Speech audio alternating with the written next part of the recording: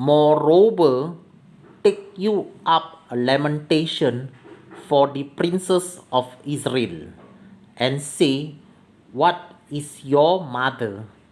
A lioness, she lays down among lions, she nourished her webs among young lions, and she brought up one of her webs. It became a young lion, and it learned to catch the prey. It devoured men. The nations also heard of him. He was taken in their pit, and they brought him with chains to the land of Egypt. Now, when she saw that she had waited and her hope was lost, then she took another of her webs and made him a young lion. And he went up and down among the lions.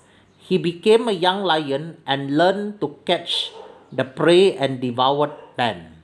And he knew their desolate palaces, and he laid waste their cities, and the land was desolate, and the fullness thereof, by the noise of his roaring.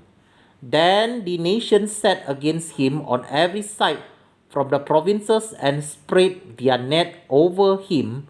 He was taken in their pit, and they put him in ward in chains and brought him to the king of Babylon. They brought him into holes that his voice should no more be heard upon the mountains of Israel.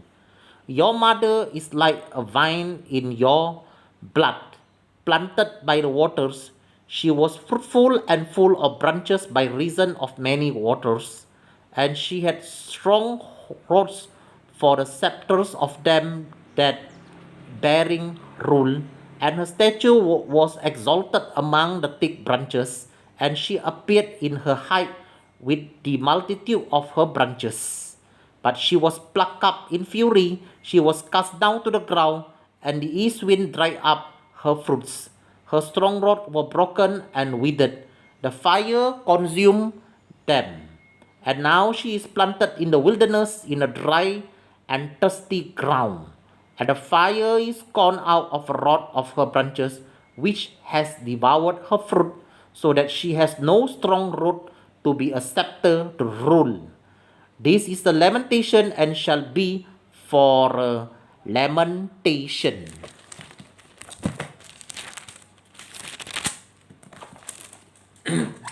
Alright. Israel के प्रधानों के विषय तो ये विलाप गीत सुना। तेरी माता एक कैसी सिंहानी थी, वो सिंहों के बीच बैठा करती और उसने और अपने बच्चों को जवान सिंहों के बीच पालती पोसती थी। अपने बच्चों में से उसने एक को पाला और वो जवान सिंह हो गया और आहेर पकड़ना सीख गया। उसने मनुष्यों भी फार खाया। जाति जाति के लोगों ने उसकी चर्चा सुनी और उसे अपने खोदे हुए गड्ढे में फंसाया और उसके नाकेल डालकर उसे मिस्र देश में ले गए। जब उसकी माँ ने देखा और वो धीरजधारी रही तो भी उसकी आशा टूट गई। तब अपने एक और बच्चे को लेकर उसे जवान सिंह कर दिया। तब वो जवान सिंह होकर सिंहों के बीच चलने फिरने लगा और वो भी आहेर पकड़ना सीख गया और मनुष्यों को भी फार खाया। उसने उनके भवनों को बिगाड़ा और उसके नगरों को उजाड़ा।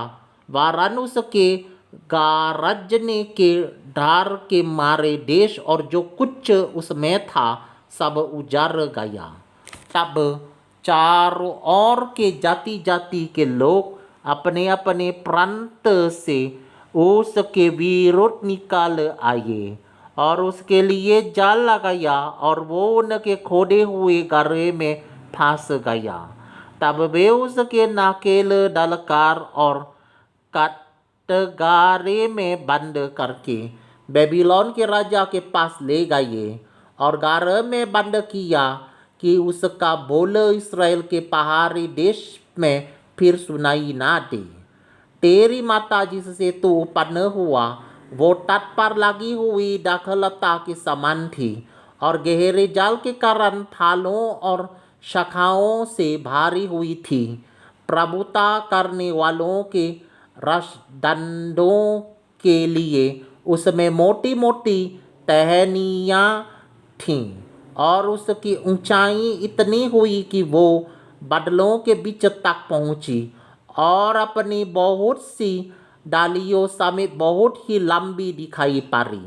तो भी वो जलजलाहट के साथ उखाड़ कर भूमि पर गिराई गई और उसके फल पूर्वाई हवा के लगने से सूख गए और उसकी मोटी टहनियाँ टूटकर सूख गईं और वे आग से भस्म हो गईं। अब वो जंगल में बारह निर्जल देश में लगाई गई है। उसकी शाखाओं की टहनियों में से आग निकली जिससे उसके फल भस्म हो गए और प्रभुता करने के योग्य रसदंड के लिए उसमें अब कोई मोटी टहनी ना रही। यही विलाप गीत है और ये विलाप गीत बना रहेगा। All right, I have finished doing my routine.